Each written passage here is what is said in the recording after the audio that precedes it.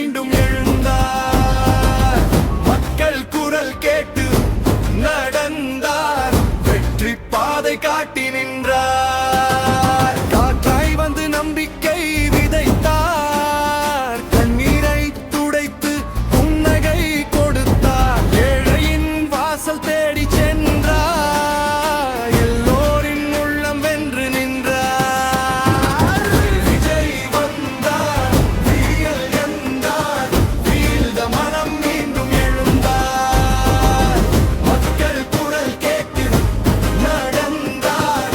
வெற்றி பாதை காட்டி நின்றார்.